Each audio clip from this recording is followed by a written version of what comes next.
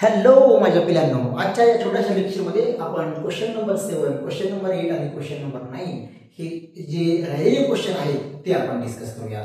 तर बघा बाळांनो, काय म्हणले तुम्ही काय करता माहिती का, हे स्टार बघितला का स्टार, तर तुम्ही घाबरून जाता। घाबरून नाही जायचं, लय सोपं आहे। बघा कसं सर, कसं सोपं आहे ते सांगा। मग काय म्हणले, इन एन एपी सम, काय म्हणले माय सम, सम म्हणजे काय असते प्लस, बरोबर आहे का।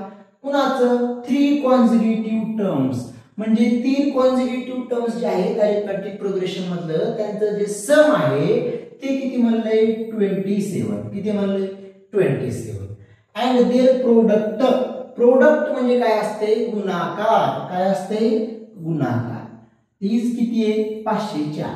आता तुम्हाला इथे दिलेले आहे की अजून that 3 consecutive terms in an AP are A minus D A and A plus D. मग मला सांग सोनू, काय सर काय सांगायचं बाबा रे, जर आपण फर्स्ट कंडिशन बघितली, कोणती कंडिशन फर्स्ट, काय म्हणले बरं सर सम म्हणले। मग according to first condition, according to first condition काय होईल सांग बरं मला सर, काय होणार आहे हो, हे सगळ्यांचं सम करावं लागेल, दुसरं काय है ना। बघ ए मायनस डी प्लस ए प्लस डी किती येणार आहे 27। मग मला सांग भैया की बाबा रे इथं minus D plus D cancel होईल की नाही, हो सर। मग राहिलं काय, हा ए आणि ए किती ए झाले सर 3 ए झाले, इक्वल टू काय झालं 27। मग हा 3 आणि हा 27 कट होईल की नाही, हो सर। किती आलं 9, म्हणजे ए ची व्हॅल्यू किती आली पिल्लू 9 आली, हो सर। किती आली 9 आली। इथपर्यंत काय अडचण आहे का मला सांग बरं पटकन, नाही सर। मग आता पुढे काय म्हणलंय सर की बाबा रे त्यांचं प्रोडक्ट म्हणजे अकॉर्डिंग टू सेकंड कंडिशन है ना, देअर प्रोडक्ट है ना, अकॉर्डिंग टू सेकंड कंडिशन, त्या कंडिशन नुसार काय होईल सांग बरं भैया, काय होईल सर, ह्या सगळ्यांचं गुणाकार करावं लागेल। म्हणजे कसं बघ, ए मायनस डी ए आणि ए प्लस डी हा किती आहे 504। आता नीट लक्ष दे बरं, इथं बघ बरं सोन्या, कुठं सर बाबा रे ए मायनस डी आणि ए प्लस डी। मग हा तुला आपल्याला फॉर्म्युला आठवतो का सांग बरं, ए स्क्वेअर मायनस बी स्क्वेअर।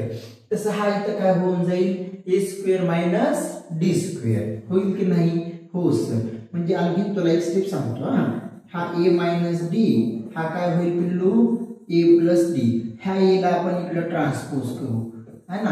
हा ए काय होईल मल्टिप्लिकेशनचं काय होईल माय डिव्हिजन होईल की सर। मग आता मला सांग नेक्स्ट स्टेप काय येईल, ए स्क्वेअर मायनस डी स्क्वेअर 504 भागिले ए ची व्हॅल्यू किती आलेली आहे 9। ओके, आता मला सांग 9 1 9, 9 5 45 राहिले किती 5, 9 सकी 54। मग ए स्क्वेअर मायनस डी स्क्वेअर किती आलं बाळा सर 56 आलं। मग मला सांग इथं आपण ए स्क्वेअर ची व्हॅल्यू काय ठेवून दिली 9 चा स्क्वेअर मायनस डी चा स्क्वेअर, हा किती झालं 56, हा किती आलं पिल्लू 81 minus D square equal to किती आलं माय 56 आलं की सर।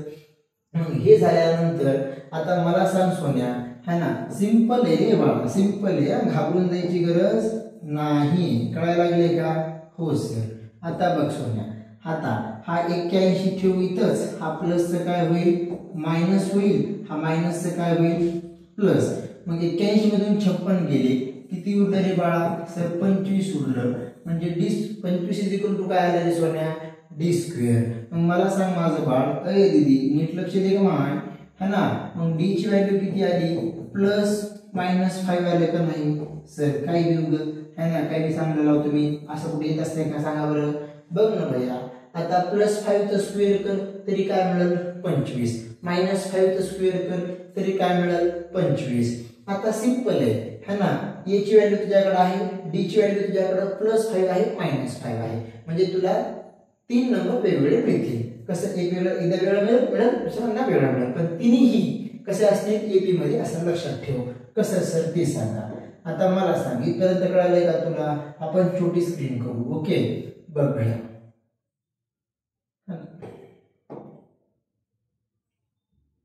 आता नीट लक्ष द्या. आता मला सांग if a equal to 9 and d equal to 5 हे घेऊ and if a equal to 9 and d equal to काय घेऊ -5. मला सांग बरं फर्स्ट टर्म काय आपली a minus d म्हणजे काय होईल 9 minus 5 म्हणजे काय होईल 4. a म्हणजे किती 9 a plus d म्हणजे 9 plus 5 किती झालं पिल्लू सर 14. म्हणजे ही त्याच्यात 3 मिळाला तुला नंबर टर्म्स ते कोणत्या कोणत्या मिळाल्या सर 4 9 आणि 14. इकडे कळालं का हो सर. आता इकडं बघ इकडं काय आहे सर की बाबा रे हा a minus d म्हणजे 9 minus -5 इथं तुला अगोदर हे 14 मिळालं समजायला लागले का. नंतर तुला हा a जो आहे तो 9 मिळणार आहे आणि नंतर a plus d म्हणजे 9 प्लस हा -5 म्हणजे 9 minus 5 म्हणजे किती 4. दुसरी जी तुला टर्म सिक्वेन्स मिळाली ती काय मिळाली 14 9 4. फक्त त्याच्या उलट मिळते बाकी काय बी नाही. समजलं का आहे का सांग बरं मला सोपं आहे की नाही. हो सर. मग माझ्या सोन्या हा झाला का. आपण क्वेश्चन नंबर 8 कडे वळूयात. बघ क्वेश्चन नंबर 8 पण तसाच आहे फक्त नीट वाचायचे तुला काहीही अवघड नाही. बघ काय म्हणले सर क्वेश्चन नंबर 8 मध्ये इथं 4 कॉन्सिक्युटिव्ह टर्म आहे. मागे किती होत्या 3 इथे किती आहे 4. मग आता भैया इथं काय म्हणले 4 consecutive term in an AP whose sum म्हणजे काय पिल्लू प्लस किती आले 12. अँड आता इथं सम म्हणलंय सम ऑफ इथं हा क्वेश्चन असा आहे sum of third and fourth term is 14. म्हणजे इथं कोणाकोणाचा सम आहे थर्ड अँड फोर्थ टर्मचं.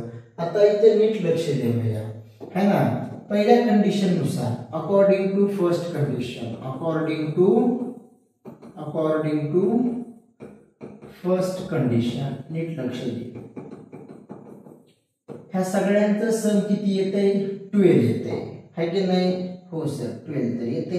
मग मला सांग हा a minus d plus a plus a plus d plus a plus twice d किती येते 12. मग मला सांग बरं सोन्या हा मायनस d आणि हा प्लस d कॅन्सल होईल की नाही. हो सर कॅन्सल होईल ना. मग a आणि a किती झाले 4a हा 2d हा 4a plus 2d equal to किती झालं 12. आता जर मी याला डिवाइड केलं है ना या इक्वेशनला 2 न तर मला काय मिळणार आहे 2a plus d equal to 6. बघ त्याला डिवाइड केलं रे सोन्या 4a अपॉन 2 हा किती झालं 2a 2d अपॉन 2 कॅन्सल किती राहिलं d 12 अपॉन 2 किती झालं 6. हो सर इथपर्यंत कळालं का सोन्या. हो सर. आता बघ दीदी लक्ष दे. आता ह्याला समजा आपण काय नाव देऊन टाकूया इक्वेशन नंबर 1. आता सेकंड कंडिशन काय म्हणले की थर्ड आणि फोर्थ टर्मचा सम म्हणजे बघ अकॉर्डिंग टू सेकंड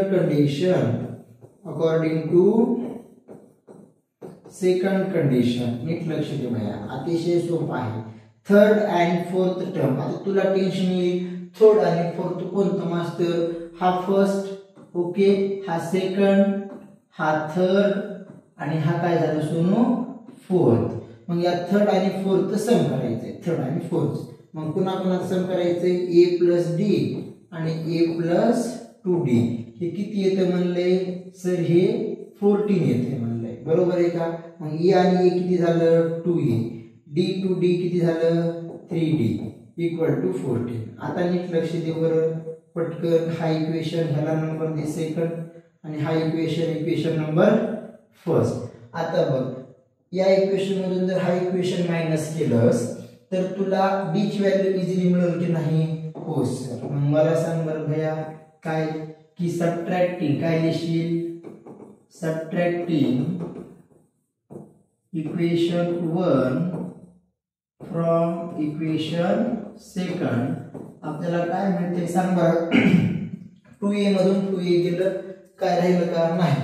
3d मधून d गेलं किती राहिलं पिल्लू सर 2d. 14 मधून 6 गेले किती राहिलं सोन्या 8. म्हणजे याचा अर्थ a किती मिळालं 8/2 म्हणजे 4. देअरफॉर a ची व्हॅल्यू किती मिळाली बाळा? सर 4 मिळाली. किती मिळाली? 4. आता a ला काय कर, इथं ठेवून दे इक्वेशन नंबर 1. आता मला सांग, put a equal to 4 in equation 1. इथं ठेवलं, जिथं a तिथं 4, जिथं a तिथं 4 प्लस d इक्वल टू 6. मला सांग पटकन, आता समजा बरोबर आहे ना, 3d झालं, हा 2d झालं, 4 मधून 6 गेलं, 8 राहिले, a ची व्हॅल्यू 4 आली. इथं आपण a ची व्हॅल्यू काय ठेवलं? अरे सर मास्तर बिघडला का? a ची व्हॅल्यू कुठे मिळणार आहे? हा ना, इथं d ची व्हॅल्यू मिळणार. हा, कुणाची व्हॅल्यू मिळणार आहे? इथं चुकून झालं माझ्याकडून बरं का. इथं काय मिळेल? d ची व्हॅल्यू मिळेल. कुणाची व्हॅल्यू मिळणार आहे बाळांनो? d ची. ओके, बघा इथं d ची व्हॅल्यू 4. मग आता इथं काय, इथं पण काय चेंज करताल सर? इथं पण d लिहितो. काय लिहितो? d. मग आता ते झालं. ओके, आता बघा इथं काय काय लिहिताल सर? 2a. d किती आहे? 4. मग 2a हा 4 इकडे गेलं भैया, काय झालं? मायनस झालं. काय झालं सोन्या? मायनस. 2a इक्वल टू किती झालं? 2 झालं. म्हणजे a ची व्हॅल्यू किती आली पिल्लू? सर 1 आली. बघा आता जे आपल्याकडून जे छोटीशी मिस्टेक झाली होती ते तसं तुमचं पण फायनल एक्झाम मध्ये होऊ शकते, याची काळजी आपण घ्यायची. ओके, बघा आता मला सांग, a ची व्हॅल्यू मिळाली, d ची व्हॅल्यू मिळाली. मग टर्म्स कोणत्या कोणत्या आहेत? फर्स्ट कोणती आहे? a minus d. कोणत्या आहेत? फर्स्ट कोणती? a minus d. a किती आहे आपल्याकडं? 1. 1 मायनस 4 किती झालं पिल्लू? मायनस 3. मग नंतर a किती झालं? 4. a plus d. a plus d किती आहे सर? 1 प्लस 4 म्हणजे किती झालं? 5. कळायला लागले का? असं कसं काय व्हायला लागले आज? है ना, बघा a ची किती व्हॅल्यू आहे? 1. ओके, नंतर a प्लस 2d. a किती आहे बाळ? 1 ट्वाइस. d किती आहे बाळ? 4. म्हणजे हा किती झालं? 1 प्लस 8 इक्वल टू किती झालं बाळ? 9. कळायला लागले का? मग तुला जे समजा ते टर्म्स मिळाले ते कोणते कोणते मिळाले सांग बरं? -3, 1, 5 आणि 9. कळालं का? इथपर्यंत काय अडचण आहे का? नाही सर. आता भैया last question, question number 9. Question number 9 पण नीट वाचायचं, नीट समजून घ्यायचं. ओके, आणि सॉल्व करताना व्यवस्थित सॉल्व करायचं. 9th term of N AP म्हणले इज 0. 0 म्हणजे हा 0. ओके, हा sir. Then show that, then दाखवा की, काय दाखवायचे? 29th term is twice. Twice म्हणजे काय असते? दुप्पट. कुणाचं दुप्पट आहे? 19th टर्मचं. म्हणजे आता बघ भैया, तुला गिवन काय काय आहे, काय काय नाही, त्या गोष्टीकडे लक्ष ठेव. ओके, हो सर. बघ हा क्वेश्चन. ओके, आता जर या क्वेश्चनला तू नीट समजून घेतला असशील तर सॉल्व करायला पण सोपं जाईल. बघ कसं सर, की इथं तुला काय काय गिवन आहे ते बघ. गिवन काय काय गिवन आहे की बाबा रे T9 हा किती आहे? 0. काय शो करायचे? प्रूव्ह काय करायचे तुला? Prove that. काय प्रूव्ह करायचंय सर? की बाबा रे T29 is equal to twice T90. समजायला लागले का पिल्लू? बघ बेटा, आता ह्याच्यानंतर आपण ह्याचं प्रूफ बघूया. ओके, पण समजून घेण्याचा प्रयत्न कर. ओके, काय म्हणले? आपल्याला माहिती आहे nth टर्मचा formula a plus n minus 1 into d. आता बघ T9 आपण घेऊया. ओके, a माहिती आहे का? माहिती नाही. n किती आहे? 9 मायनस 1 d. हा T9 काय आहे? 0. a प्लस काय होईल? 8d. इथपर्यंत कळालं का? आता बघ, हा 8d ला जर मी इकडे ट्रान्सपोज केलं तर हे काय होईल? a equal to minus 8d होईल की नाही? पटकन सांग बरं. बघ है ना, म्हणजे बघ ह्या इकडे पाठवलं काय होईल? मायनस 8d होईल ना, म्हणजे a इक्वल टू काय झालं? Minus 8d. आता समजा हेच फॉर्म्युला कोणासाठी वापरू आपण? T19 साठी. म्हणजे a प्लस 19 मायनस 1d काय होईल रे पिल्लू? सर 18d होईल की हो? आता इथे इक्वेशन नंबर 1 म्हणून टाका. कळायला लागले? हो सर. आता मला सांग बघा, इथं याच्या ऐवजी काय ठेवशील? Sir minus 8d plus 18d equal to किती झालं पिल्ल्या? सर हा झाला 10d. म्हणजे T19 किती मिळालं सर? हा मिळालं 10D. कळायला लागले का? ह्याला इक्वेशन नंबर 2 म्हणून टाकू उगाच टाइमपास म्हणून. बघ इथपर्यंत कळालं का पिलू? हो सर. आता बघ समजा T29 साठी काय होईल? A plus 29 minus 1 into D म्हणजे A प्लस किती झालं पिल्लू? 28D. आता हे A कुठून मिळालं आपल्याला? इथून फ्रॉम इक्वेशन 1. तू इथं जर समजा तुला कारण लिहायचे लिहू शकतोस है ना. फ्रॉम 1 A इक्वल टू काय आहे? Minus 8D. मग इथे पण काय ठेवायचं? Minus 8D. हा किती आहे? 28D. इथं पण तुला कारण लिहायचे लिहू शकतोस. From 1 A equal to minus 8D. कळालं का इथपर्यंत? आता बघ सोन्या हा झालं. हे किती येईल रे पिल्लू? सर 20D येईल. मग आपल्याला काय दाखवायचे? T29 is twice its 19th term. म्हणजे मला सांग या 20D ला मी असं लिहू शकतो का रे बाळा? 2 इंटू 10D. काय अडचण आहे का? नाही सर. मग मला सांग हा झाला T29. ओके. मग हा T29 2 या 10D च्या ऐवजी मी हा T19 असं लिहू शकतो का? बघ आता ह्याला रिझन काय देशील? फ्रॉम सेकंड है ना. T19 इज इक्वल टू किती आहे? 10D. म्हणजे आता बघ हे झालं की नाही प्रूफ? Hence proof. कळायला लागले का? अतिशय सोपे क्वेश्चन आहे है ना. फक्त चांगल्या प्रकारे वाचायचे. स्टार दिली म्हणजे काय लई अवघड क्वेश्चन असतात असं नाही. मॅथचं कसं आहे भाऊ? तू जेवढी प्रॅक्टिस करशील तेवढं तुला सोपं जाईल है ना. आशा करतो की तुम्हाला हे व्हिडिओ अतिशय चांगले वाटत असेल. तुमचे कन्सेप्ट चांगल्या प्रकारे क्लिअर होत असतील. कळायला लागले? प्रत्येक चॅप्टरचे व्हिडिओ आपण अपलोड करणार आहोत. ते पण आपल्या मराठी भाषेमध्ये है ना आणि हिंदी भाषेमध्ये पण अपलोड करणं चालू आहे. पण त्याच्यामध्ये आपण एक क्वेश्चन अपलोड करतो. कळायला लागले का? है ना. बरं चला भेटूया नेक्स्ट व्हिडिओमध्ये. तोपर्यंत तुम्ही स्वतःची काळजी घ्या. धन्यवाद.